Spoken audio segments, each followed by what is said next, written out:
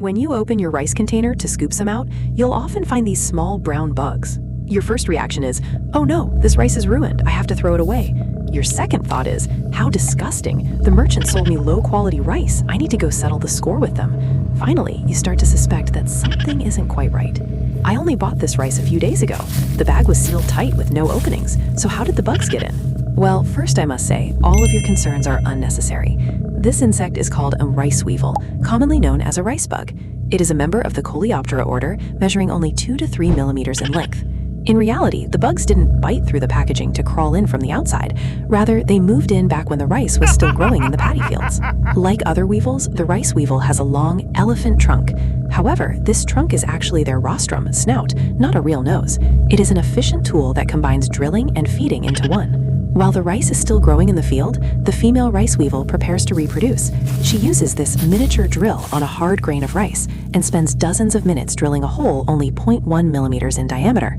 Once mating is finished, she lays an egg inside this hole. Afterwards, she secretes a transparent glue-like substance to perfectly seal the entrance. Once this secretion dries, its optical properties are almost identical to the surface of the rice grain. It doesn't change the color or affect the refraction of light.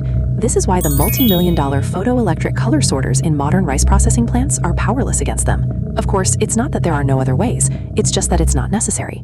You could infinitely increase the dosage of chemical fumigants like aluminum phosphide, or use radioactive sources like cobalt-60 for intense radiation. That would be enough to kill all the eggs deep inside the rice grains. But agricultural departments worldwide have tacitly agreed not to choose this scorched earth approach because it is a choice of weighing pros and cons.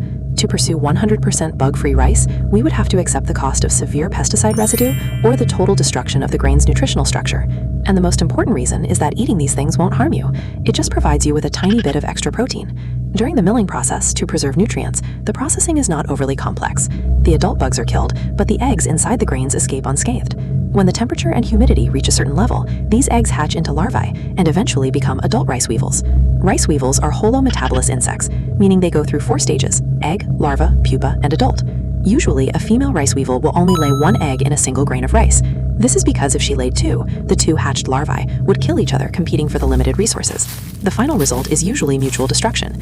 They complete their pupation inside the rice grain in about 30 days. Then they emerge to find a mate and start a new round of reproduction. A single female rice weevil can lay 300 to 500 eggs in her lifetime. Under suitable temperature and humidity, their population expansion is startling. You might feel that rice with bugs is heavily contaminated or toxic, but from a biological perspective, rice weevils are actually among the cleanest parasites in nature. From birth to death, they only eat the high-quality carbohydrates that you carefully selected. They do not carry any infectious bacteria. In fact, they themselves are high-quality, all-natural protein. The real danger is not these visible little black bugs, but rather the lethal toxins you cannot see. The hatching and growth of rice weevil eggs require a key condition: relatively high temperature and humidity. And this environment is also a breeding ground for another deadly microorganism, yellow mold. Those rice grains hollowed out by weevils, or those that have turned dark,